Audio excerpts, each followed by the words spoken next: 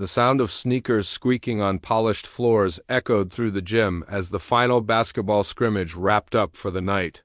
Sweat clung to Ethan's shirt like a second skin, but his heart beat harder for reasons that had nothing to do with cardio.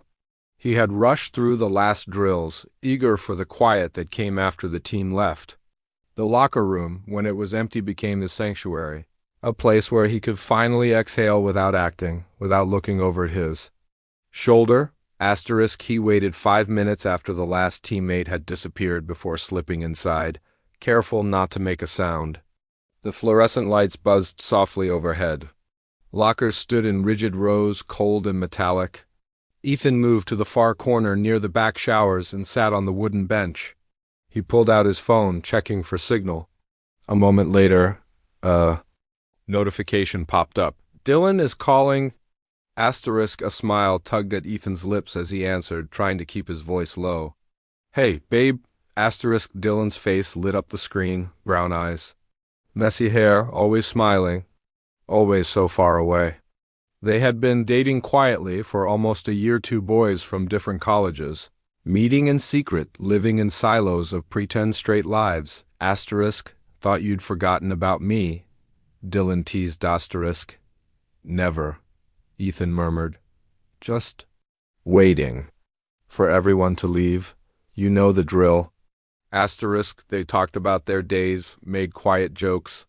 Ethan leaned forward, elbows on his knees, phone tilted up so Dylan could see him. He peeled off his sweaty t-shirt, wiping his face. "God, I'm disgusting."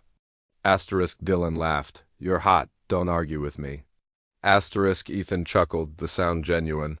For a few minutes, he forgot where he was, who he had to be. He was just a guy talking to his boyfriend. Free, if only briefly. Then, without warning, a low voice cut through the silence behind him. "I didn't know you stayed this late." Ethan jumped, fumbling the phone. It clattered onto the bench. He whirled around, eyes wide, blood draining from his face. Standing by the doorway. Half in shadow, was Jordan Hale, the team captain? 6'2", built like someone carved him out of muscle and resolve.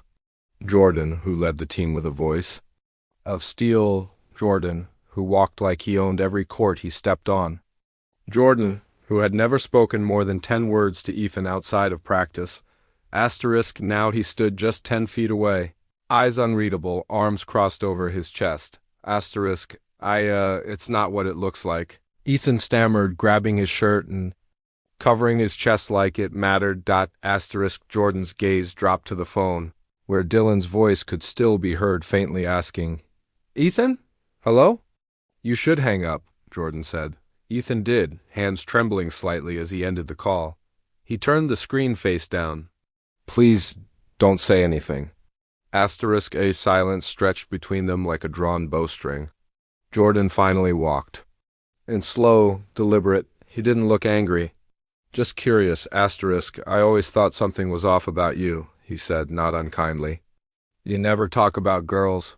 Never join the locker room banter, just quiet." Ethan felt cornered like a deer frozen mid-step. "So what? Are you gonna tell Coach? Out me to the team?" Jordan tilted his head. "Do you think I would?" "I don't know you," Ethan replied honestly. That made Jordan pause. A strange smile crossed his face, more thoughtful than amused. "Fair point."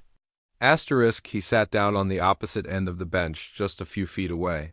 Close enough for Ethan to smell the faint mix of sweat and cologne. "I'm not gonna out you." And Jordan said, "I just didn't expect it." "Neither did I," Ethan admitted softly. For a moment, neither spoke.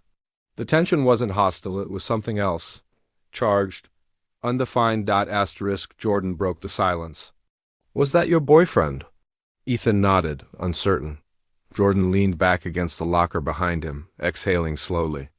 "I've never really thought about guys like that, but when I saw you just now, talking to him like that, it didn't disgust me." Ethan looked at him, confused. "What do you mean?" Jordan's eyes met his sharp, but not cold. "I don't know what I mean. Just surprised, I guess." The room felt suddenly smaller. The air thicker. Ethan's heartbeat returned, slow but loud in his ears. Asterisk, I should go, he muttered. Standing too quickly, asterisk, Jordan didn't stop him, but his voice followed Ethan to the doorway. You don't have to be scared around me. Asterisk, Ethan looked back once, caught in the weight of that stare, before slipping out into the night air, unsure whether he was relieved or intrigued. Asterisk, 3 days passed, and Ethan couldn't stop replaying the moment in the locker room, Jordan's voice. His eyes, the way he said, you don't have to be scared around me. Asterisk, it wasn't just the words, it was the calm certainty behind them. And now, Ethan couldn't shake the strange new tension that settled between them at every practice. Jordan wasn't ignoring him. In fact, it felt like the opposite. Every glance held longer. Every instruction was directed at Ethan more often. Even his presence before distant was now almost magnetic. Asterisk, on Friday night, the gym was quiet again. Most of the team had left after conditioning drills. Ethan lingered behind, pretending to search for a lost water bottle. He knew what he was doing. A part of him hoped Jordan would stay behind too. Another part of him wanted to run the moment he saw his shadow return. Asterisk, but Jordan didn't walk in. He stormed in shirtless, still glistening from the last set of sprints, breathing heavily like he'd run straight through his thoughts. Asterisk, you waited, Jordan said. Asterisk, Ethan didn't answer. He sat on the bench, phone forgotten in his locker, eyes on the floor. I didn't mean to, asterisk, Jordan stepped closer. Don't lie. You wanted to see me, asterisk, Ethan swallowed hard. I don't know what I want. Asterisk, Jordan stopped a few feet away. I do, asterisk, Ethan finally looked up, their eyes locked. No one spoke. The silence pulsed between them like a live wire. Asterisk, Jordan sat beside him. Not touching, but close enough Ethan could feel the heat radiating off his skin. Do you trust me? Asterisk, the question caught him off guard. Why does that matter? Asterisk. Because if you don't, I'll leave. And this doesn't go any further. Asterisk, Ethan's voice was barely a whisper. I don't know if I trust myself right now. Asterisk, Jordan nodded slowly, then reached out, not forcefully, not with bravado, just gently. His fingers brushed Ethan's wrist, then rested there, unmoving. It was a quiet permission. An opening. Ethan didn't pull away. The kiss happened without planning, without choreography. Just two confused boys leaning into a moment neither could define. Their lips met, hesitant at first, like a question searching for an answer. But when Jordan deepened it, something unraveled inside Ethan, something that had been tied up too tightly for too long. Asterisk, the kiss turned hungry. Years of restraint, of pretending, of fear bled out of Ethan like ink into water. Jordan's hands found his back, his jaw, his waist. There was urgency in every motion, like they knew this wasn't supposed to happen but couldn't help themselves. Asterisk, they didn't speak. Didn't need to. Asterisk, clothes slipped away like they were never meant to be there. The wooden bench creaked under shifting weight and gasps. Every touch was a contradiction, tender but reckless, careful but overwhelming. Jordan's mouth moved down Ethan's collarbone like he was trying to memorize it. And Ethan clung to him like the truth would disappear the second they separated. Asterisk, it wasn't just about lust. Asterisk, it was about the safety they didn't know they could have. Asterisk, when it was over, the silence returned, this time different.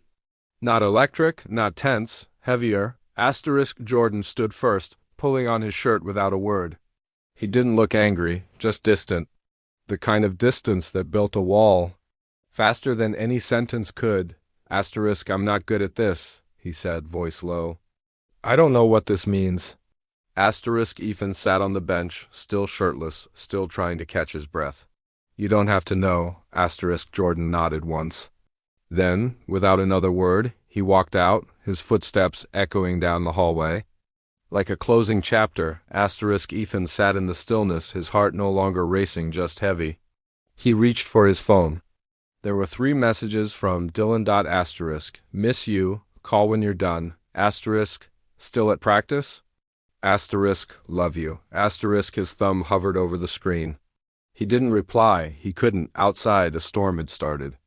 Rain tapped against the locker room windows in quiet rhythm, as if the world was washing something away. but nothing felt clean. Ethan couldn't look Dylan in the eyes. Asterisk not during the train ride back from the station. Not during dinner with his roommates. Not even lying beside him in bed that night.